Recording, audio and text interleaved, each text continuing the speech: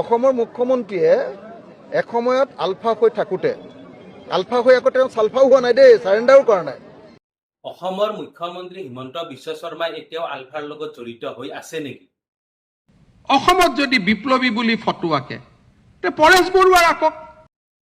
অখিল গগৈ ডাঙৰীয়াই হিমন্ত বিশ্ব শৰ্মাক এনেকুৱা অপবাদ দিবলৈ ক'ত সাহস পালে? তেখেতৰ ওচৰত কিবা প্ৰমাণ আছে নেকি? আৰু যদি তেখেতৰ হাতত উপযুক্ত প্ৰমাণ আছে তেতিয়াহ'লে আপোনালোকে আইনৰ ফালৰ পৰা যাওক। এনে আৰু এইবিলাক নিউজত কৈ পেলাই মানুহবিলাকক মটিভেট কৰাটো উচিত কথা হোৱা নাই। অসমৰ মুখ্যমন্ত্ৰীও যে এজন হত্যাকাৰী সেই কথাটো মই জানো।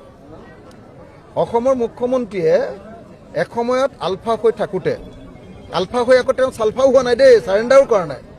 তেওঁ বন্দুককেইটা ক'ত আছে এতিয়াও বিচাৰিব লাগিব। তেওঁ আলফাৰ সদস্য পদ এতিয়াও লৈ আছে নেকি সেইটোও গম পাব লাগিব।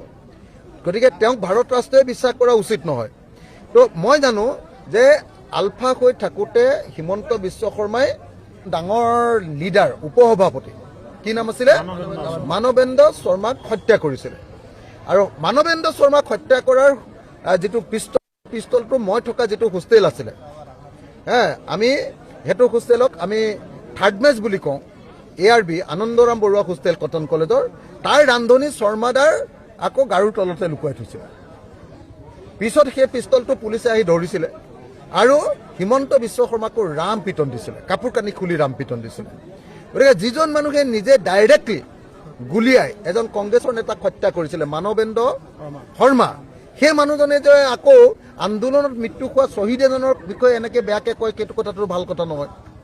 এক নম্বৰ, এনেকুৱা ভিডিঅ' পাই থাকিবলৈ আপোনালোকে মোৰ চেনেলটো ছাবস্ক্ৰাইব কৰি ল'ব আৰু লগতে লাইক কমেণ্ট কৰিব। আৰু এই সম্পূৰ্ণ ভিডিঅ'টো আপোনালোকে শেষলৈকে চোৱাৰ বাবে অশেষ ধন্যবাদ জনালোঁ। নমস্কাৰ।